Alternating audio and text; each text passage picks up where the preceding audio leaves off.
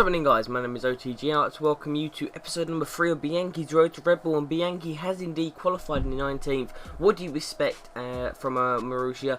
Ain't gonna be able to break into them sort of Q2 until more than likely we'll be breaking in around Monaco time, when the cars begin to slow down, and that's when the season sort of changes from previous experience of F1 2012. So, going through, and Bianchi has recently told me, I got a message through saying that his goals for this season is to try and get a spot at Toro Rosso, because logic would say that Toro Rosso being the sister team, he'd get a better chance of getting into Toro Rosso, which would then give him a fantastic chance of Red Bull. And obviously, if Webber and Vettel make mistakes, he is then going to be the next in line.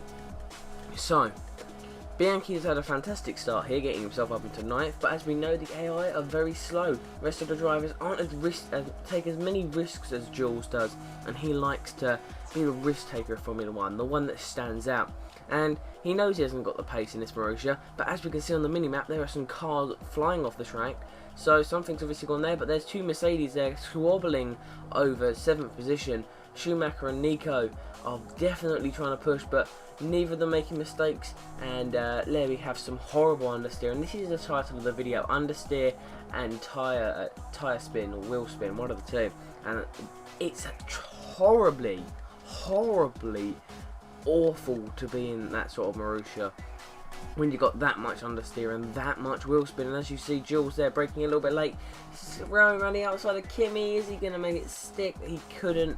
Kimi has taken 9th position, he was too far ahead. Is he going to try and brake late?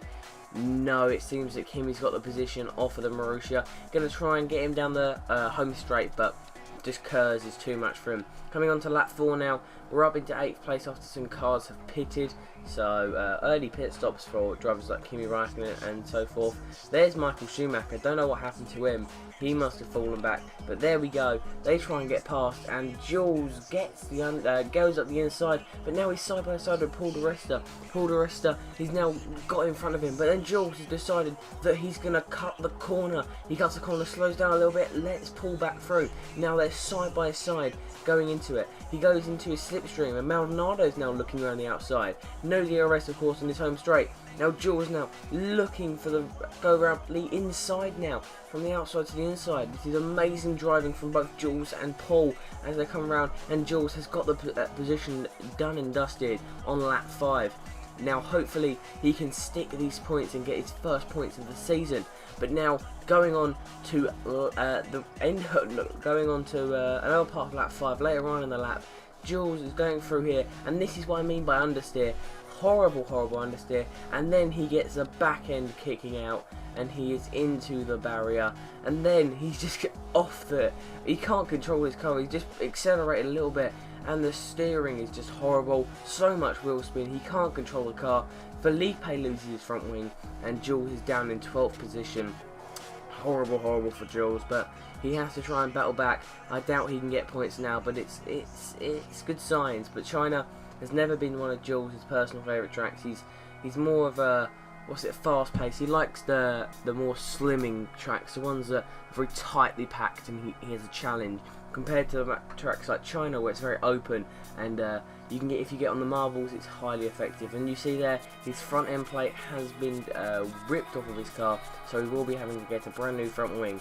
Now Jules is in 11th position, and this is very crucial for Jules, because Jules needs to start pushing, and in a way I think that Jules needs to become a better driver. And as we see, he comes into the pit stops here, but when I say better driver, I actually mean he needs to start to mature as a driver. Now, if he matures, he will obviously become a lot finer in his art of driving, and I think we're starting to see some good signs from Jules, because he does have the pace. He just needs a car that maybe has this little AA battery.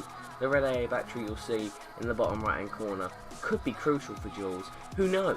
But the pit stop is a 6.8 with a front wing change. Don't know if that's good, don't know if that's bad, but the Marussia boys will improve over the season. He comes out in front of Kamui Kobayashi, so must be a car jump there of some description, but can he hold him up? That is the question. We'll have to find out in this video. On to lap 10. Kamui Kobayashi got past, don't know when, don't know how, but he just did. I think Jules might have done something stupid like he has done here. Pulled a rester, a man who he was defending against is now passed after a silly mistake and horrible understeer. Lap 11 now, and here comes Felipe Massa up the inside of Jules. The Brazilian has got the move done, but then Jules tries to go up the inside, hasn't got the traction, gets on the grass, and then clips Felipe. Felipe just says, no, Jules, not today. Stop being immature and act your age, and gets completely sideswiped. And Jules is now down into 18th position. And coming around now onto the final, the second from last corner, third from last corner, even fourth from last. Now we're on to the third from last. The long right-hander, and as we see there, wheel spin, the tyres just worn, destroyed, and now Jules is just going to try and ease the car over the line and just finish. So he doesn't get where he hoped to be, 18th. Where he qualified is where he finished, so he's been up and down all race. At one stage, he was battling with drivers like Michael Schumacher and Nico Rosberg. Now he's squabbling with Jean-Eric Verne, the car he actually wants to be, and there we see just horrible understeer. Just the brakes are cold, everything's horrible up into Marussia. But obviously this is not where Jules is going to stay for his whole career, and Jules Bianchi now is about to come across the line and finish 19th in the Chinese Grand Prix. Very disappointed for Jules, a driver who's trying to make his name in Formula 1. So guys, I'd just like to say on behalf of me and Jules, a big thank you for watching. I hope you've enjoyed, and I hope you can show some support on this video by maybe leaving a like, and if you enjoy my content, please subscribe. There's just a little button you can press there. It's free, it's easy to do, and also go and subscribe, go and follow me on Twitter for latest Formula 1 news and updates over on my channel. 21 for Jules and 22 for Timo. In the constructors, we're sitting behind Caterham, but just in front of HRT. I'd just like to say thank you for watching. My name is OTG. I'll see you guys very shortly for some more news, views and information here on my channel. Bye guys.